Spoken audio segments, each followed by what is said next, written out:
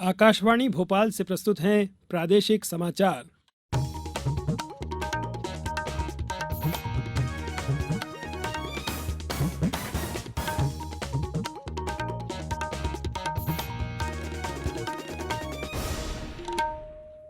नमस्कार, समाचारों के साथ मैं नवनीत चौबे। सबसे पहले एक अपील। देश कोविड टीकाकरण अभियान के अंतर्गत 150 करोड़ टीके लगाने की दिशा में निरंतर आगे बढ़ रहा है। कोरोना वायरस का नया वेरिएंट मिलने से चिंताएं बढ़ी हैं। आपसे हमारी अपील है कि यथाशीघ्र दोनों टीके लगवाएं और अन्य लोगों को भी टीके लगवाने के लिए प्रेरित करें। कृपया 3 सरल उपायों का अवश्य पालन करें। मास्क लगाएं, 2 गज की सुरक्षित दूरी बनाए रखें, हाथ और चेहरा साफ रखें। कोविड से संबंधित किसी भी जानकारी और मार्गदर्शन के लिए राष्ट्रीय हेल्पलाइन नंबर 011-2397-8046 और 1075 पर संपर्क करें। सबसे पहले इस बुलेटिन के मुख्य समाचार। प्रधानमंत्री ने श्री काशी विश्वनाथ धाम का उद्घाटन करते हुए कहा, न्यू इंडिया मंदिर भी बना रहा है और मेडिकल कॉलेज भी। अनुसूचित जाति और अनुसूचित जनजाति के लोगों पर अत्याचार रोकने के लिए शुरू हुई राष्ट्रीय हेल्पलाइन। झाबुआ में युवाओं को प्रतियोगी परीक्षाओं की तैयारी कराने के लिए शुरू हुई संकल्प प्रयास एक बेहतर भविष्य का योजना।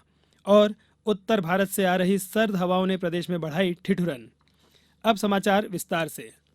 प्रधानमंत्री नरेंद्र मोदी ने आज उत्तर प्रदेश के वाराणसी में श्री काशी विश्वनाथ धाम का उद्घाटन किया।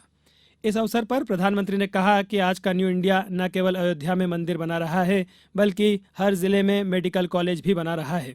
उन्होंने कहा कि आज का न्यू इंडिया न केवल काशी विश्वनाथ धाम का निर्माण कर रहा है, बल्कि गरीबों के लिए पक्के घर भी बना रहा है।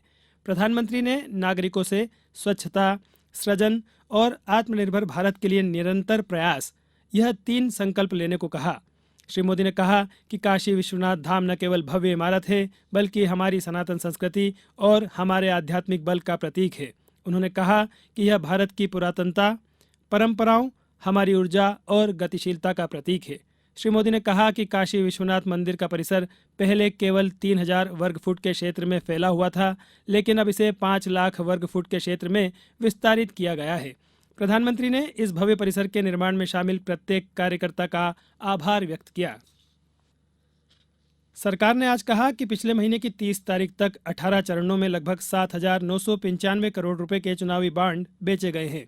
लोकसभा में एक लिखित उत्तर में वित्त राज्य मंत्री पंकज चौधरी ने कहा, चुनावी बॉन्ड योजना राजनीतिक दलों को धन उपलब्ध कराने की प्रक्रिया को साफ सुथरा बनाने की दिशा में एक अभूतपूर्व कदम है। श्री चौधरी ने कहा कि भारतीय रिजर्व बैंक द्वारा निर्धारित केवाईसी मानदंडों के सभी मौजूदा निर्देशों को पूरा करने और बैंक खाते से भुगतान करने पर ही चुनावी बॉन्ड खरीदे जा सकते हैं।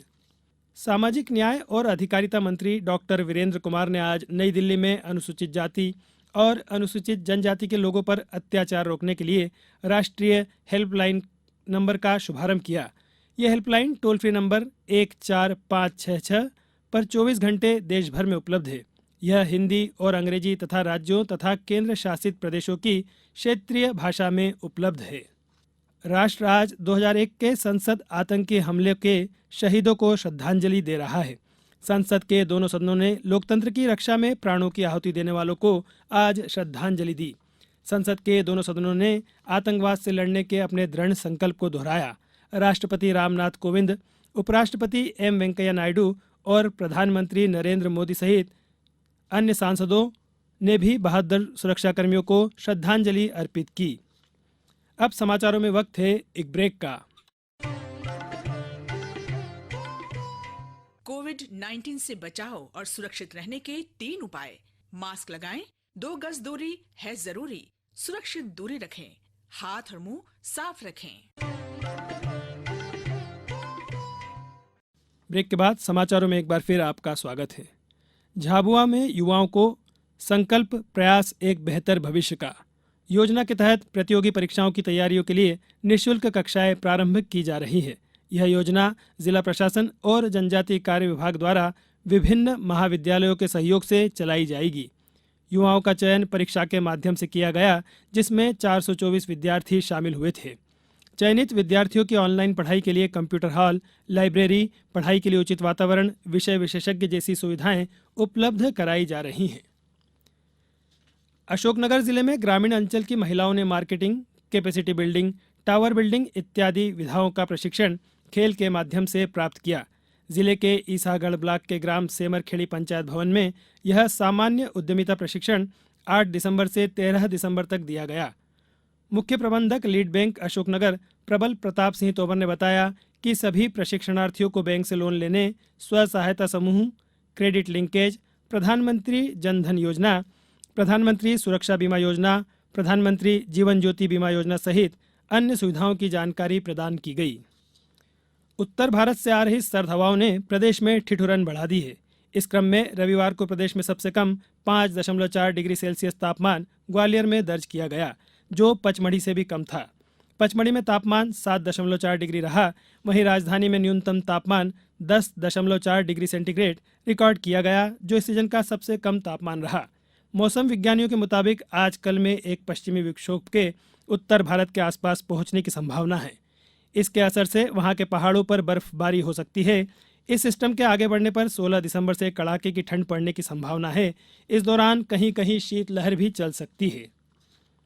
अब कुछ समाचार संक्षेप में। सीहोर में चुनाव के मद्देनजर सरकारी कर्मियों के अवकाश तत्काल प्रभाव से निरस्त कर दिए गए हैं। अनूपपुर में पंचायत समन्वय अधिकारियों और सहायक विकास विस्तार अधिकारियों को ग्राम पंचायतों का प्रशासक नियुक्त किया गया है। शहडोल में मतदान केंद्रों का वेरिफिकेशन किया जा रहा है। बैतूल में कल अभिनंदन सरोवर स्टेडियम के पास राजा भोज की प्रतिमा का अनावरण किया गया। अशोकनगर जिले में त्रिस्तरीय पंचायत निर्वाचन के लिए नामांकन भरे जाने के पहले दिन एक भी नाम निर्देशन पत्र प्राप्त नहीं हुआ है। खंडवा जिले के विभिन्न टीकाकरण केंद्रों पर 14 दिसंबर को कोविड-19 के द्वितीय डोज के साथ साथ प्रथम डोज भी लगाया जाएगा। इस बुलेटिन में फिलहाल इतना ही। अंत में एक अपील, हमेशा ध्यान रखें, मास्क और 2 गज की दूरी, हाथ धोना भी है जरूरी। नमस्कार।